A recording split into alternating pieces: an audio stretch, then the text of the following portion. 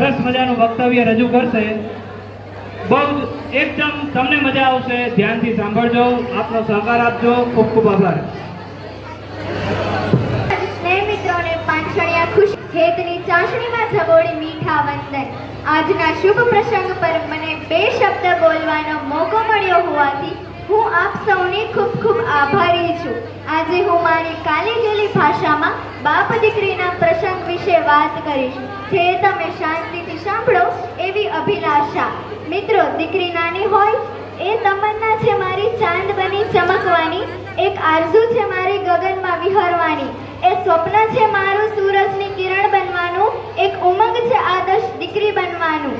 દીકરી નાની હોય કે મોટી હોય, કેજીમાં ભણતી હોય કે કોલેજમાં ભણતી હોય, કન્યા કુંવારી હોય કે પરણેલી હોય, પરંતુ મિત્રો દીકરી સદાય દીકરી જ રહે છે। નાનપણમાં પિતા સાથે ચપ વાતો કરતી, માતાનું માન ન રાખતી, ભાઈને ભાડીઓ ન મૂકતી, બેન સાથે બાથો બજાવતી, શેરીમાં છીપલા ઉડાડી નાખતી, પરંતુ મિત્રો દીકરી જ્યારે મોટી થાય છે ત્યારે ગંભીરતા ધારણ કરી લે છે। લગ્ન વખતે પીટી જોડાતી સહેલીઓ સાથે આમ તેમ મલકાતી હોય છે। જ્યારે તેને ખબર પડે છે કે મારી જાન આ ગામમાંથી આ શેરીમાં આવી પહોંચી છે, ત્યારે તે વિચાર કરે છે કે મારે આ વહાલનો દરિયો છોડીને પારકાને પોતાના કરવા પડશે। પિયરના સાસરિયાને તમામ સંભાળવાનું હૃદયના ખૂણે ધરવી દે છે। સાસરિયાવાળા કે ગામવાળા કોઈ પૂછે, બહુ બેટા કરિયાવરમાં શું લાવ્યા, ત્યારે દીકરી શું જવાબ આપે? દીકરી પોતાનું બધું જ મૂકીને આવી છે, માં, બાપ, ઘર, સમાજ, આ બધું જ મૂકીને આવી છે, તો પછી દીકરી સાથે શું લાવે? જો સમાજમાં આ બાબતનો કોઈ વિચાર કરે ને તો દીકરીના સંસારમાં સુગંધ ફેલાઈ જાય છે। હકીકતમાં નવી વહુનું ઘરમાં આવવું એટલે નવા બાળકના જન્મ દેવા જેવું છે। ઘરમાં પિતાનો ચહેરો એક આદર્શ અને વિશ્વાસુ બની રહે છે। અત્યાર સુધી બાપના ઘરે હતી કાંઈ ચિંતા ન હતી, હવે નવા ઘરમાં ચાલતા શીખવું પડશે। પપ્પા બોલ્યા તે સમજ્યા અને સાંભળ્યા પહેલા જ દીકરીના હોઠમાંથી શબ્દ સરી પડે છે, એ હા પપ્પા, એ આવી પપ્પા, એનું નામ જ દીકરી છે। કોઈ વાર દીકરીથી નાનકડી ભૂલ થઈ જાય તો દીકરી એની મમ્મીને કહે છે કે મમ્મી તું પપ્પાને ના કહેતી। હકીકતમાં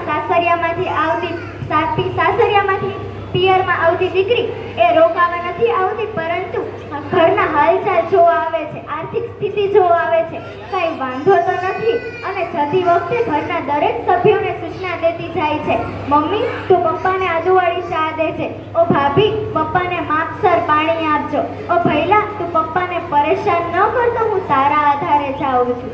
આમ દિવસમાં હજારો કામ થઈ જાય, પણ દીકરી પોતાના પિતાને નથી ભૂલતી। કોઈ વાર પતિ એમ કહે તારા પિતાને ફોન કરી ખબર અંતર લઈ, ત્યારે દીકરી ખૂબ રાજી થઈ જાય છે, તેને તેના પતિમાં પરમેશ્વર દેખાય છે। છેલ્લે ઈશ્વરને એટલી જ પ્રાર્થના કે તમારી દીકરીને એટલી દૂર ન મોકલતા કે શિયાળાની કડકડતી ઠંડી હોય, ચોમાસાની મેઘલી રાત હોય કે પછી પિતાના છેલ્લા શ્વાસ હોય, દીકરી પોતાના પિતાને છેલ્લી વખત ચમચી પાણી પણ નથી પીવડાવી શકતી, ત્યારે પિતા એટલું જ કહે છે કે મારી દીકરીને બોલાવી લો, મારે તેનું મોઢું જોવું છે છેલ્લી વખત। આ પૃથ્વી પર જેટલા કોઈ પણ દીકરીના મા બાપ છે તેને મારા કોટી કોટી વંદન। આ એક અનમોલ રત્ન છે દીકરી। गगन की शोभा सितारों से होती है, गगन की शोभा सितारों से होती है, नदी की शोभा किनारों से होती है, नदी की शोभा किनारों से होती है, पुष्प की शोभा सुवासों से होती है, पुष्प की शोभा सुवासों से होती है, घर की शोभा बेटी से होती है, घर की शोभा बेटी से होती है। माँ એટલે આપણને જન્મ દેનાર, લાલન પાલન કરનાર, પોતાના શરીર સુખ દુઃખ દઈને મને આ લાયક બનાવી છે, એવી માધુર્ય મેવી માના ચરણોમાં